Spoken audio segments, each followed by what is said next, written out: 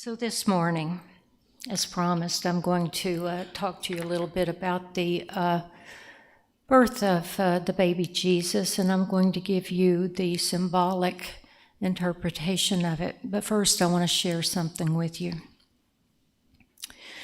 The Dalai Lama visited Belfast in Northern Ireland. And how many of you remember all the conflict there in the late 90s? Have we forgotten so soon? Or the early 90s? Anyway, the Dalai Lama visited Belfast in Northern Ireland after the Troubles had ended. This was 30 years of war over religion. Protestants versus Catholics, okay? Killing each other every day over who's right.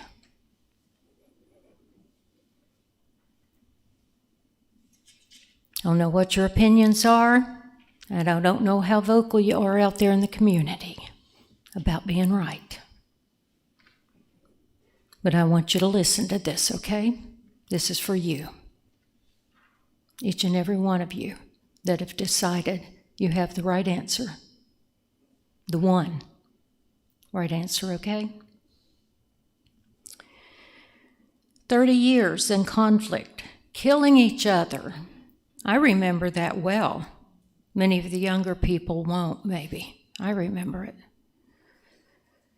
So the Dalai Lama was invited to attend a private meeting where victims and perpetrators of violence were present. The atmosphere was very tense, as you can imagine. It would be, as the suffering was practically palpable in the air. They're all sitting there thinking, you killed my father, my brother. They're still holding anger. So as the meeting began, a former Protestant militant spoke of how when he was growing up, he was always told by other loyalists that what they did in opposition to the Catholics, now listen, it was justified because Jesus was a Protestant and not a Catholic. Now, I want all of you to hear that, because we have a lot of stuff going on right now in our own country, our own nation, that's very similar. Same thing.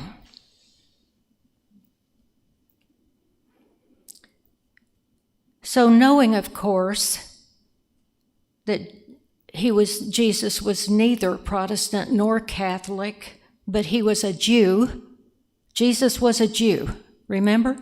He wasn't Catholic, he wasn't Protestant.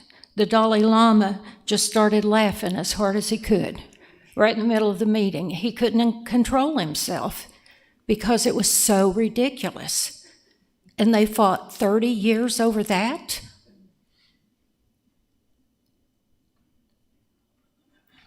Anyway, he just kept laughing and laughing. His laughter was infectious, and pretty soon everybody was laughing and wondering why in the world did they get caught up in 30 years of war over something so ridiculous. Makes you wonder, doesn't it? We humans can really get caught up into some stuff, can't we? We really can. So what I'm going to do, Andrea, if you'll move on to the first slide. Yeah, just move on to that. And you should have a handout. If you don't, please hold your hand up and someone will get you one. And those online, if you want this, just give us a note, give Mark a note, and we will email it to you if you have email, or we'll give you one, we'll mail it to you the old way. This is my interpretation of the true Christmas story. The wise men represent our intuition, our internal guidance. As I said earlier, when we are willing, when we want to know more, we want to have this experience of knowing God, we've taken the first step toward that. So when we are willing, we start seeking awareness.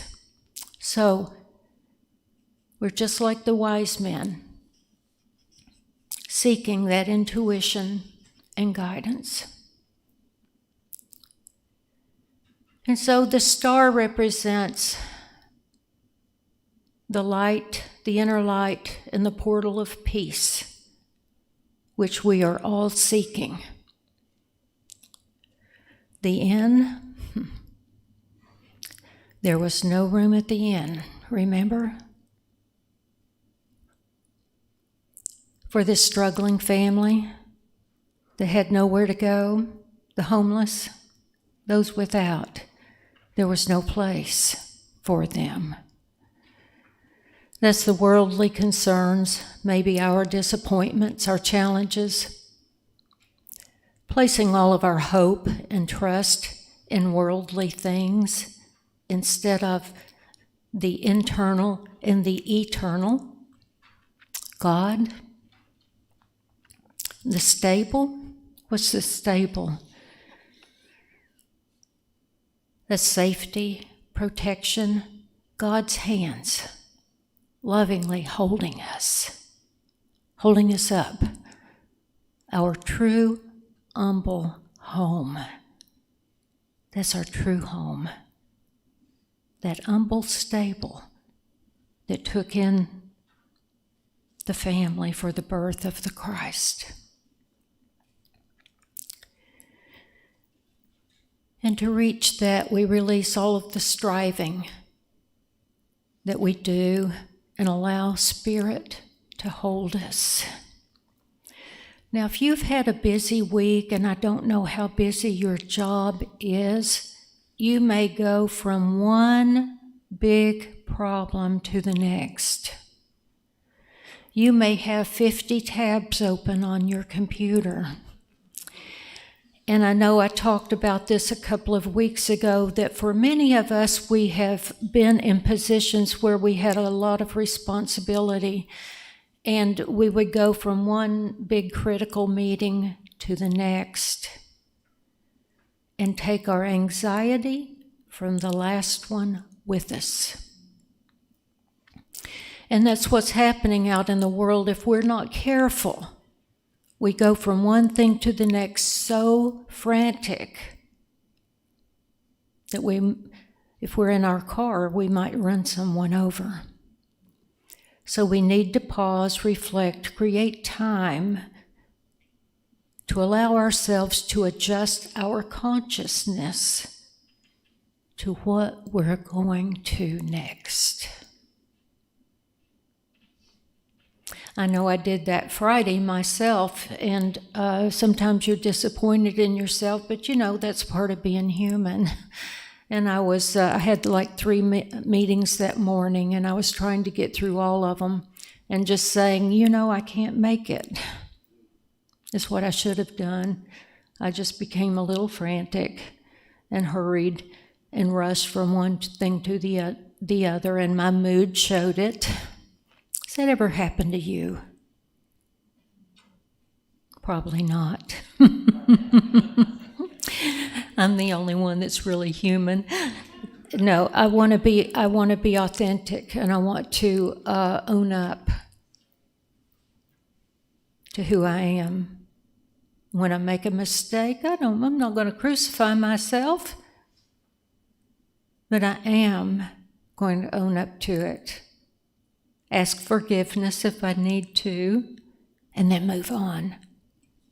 That's one of the things I'm going to let go. But our hectic lives will do that to us, especially now with this new technology. My goodness, you need to be a dozen places at once, don't you? Yeah, just be careful. Be careful. money's not that important. If you have enough to support yourself and your family, quit the striving. We all need enough for our retirement. But if you have that, maybe it's time to kick back, take a rest, and go slowly. And be fair to yourself and everyone else. Because we're really not being fair. Not to ourselves or to the world, when we're just showing up in a frantic manner.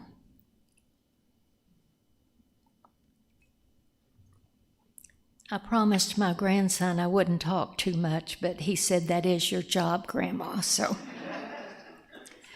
I'm going to continue on. So the stable, we release all this striving, allow Spirit to guide us to what is right. If you keep striving for something and it's too much trouble, it's not yours. If someone has left your life, quit begging them to come back. The person is not yours. Let them go. Move on. Surrender. Carve out all the fluff. Allow yourselves to be gently held in the hands of the Creator. Preparing room. Surrendering. Gaining awareness, releasing the fear, the anger, so much anger in the world today, the worry, all the concerns, increasing our trust and faith in God, allowing the Christ light to shine through us. That's how we can interpret the modern day, preparing room for the birth of the Christ child. The shepherds, don't you just feel when you're with someone that's so loving and they have their aura just feels like comfort, and you just love being in their presence? Like a child that's with their mother and they just want to scoot up close to her. Or your father. A comforting presence. This is shepherds, loving comfort, compassion for ourselves and others. And Joseph, strength, patience, courage, perseverance that are always within us, not out there somewhere and not from somebody else. These are things you have to pull from yourself. Sometimes we want someone else to protect us. That's okay, that's good. But your Joseph is right here. Your Joseph, your strength, your courage, your patience. He's the unsung hero. Did you know that there has not been a song written about poor Joseph? Not one. But that's important. Our courage, our strength, our willingness to go the hard road.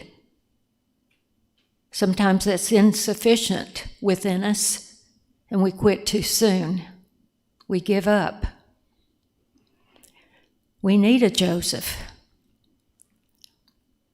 And Mary, oh sweet Mary, oh, those angel voices we just heard a few minutes ago. Each of us preparing, we're Mary, preparing for the birth of the Christ child within. We can just feel the spiritual growth, the growing pains, the birthing pains. I find that the universe, or our world here, the earth, has some serious growing pains right now. As we're moving from one consciousness to the next, some are refusing to let go and holding on to hate, fear, anger, and whatever.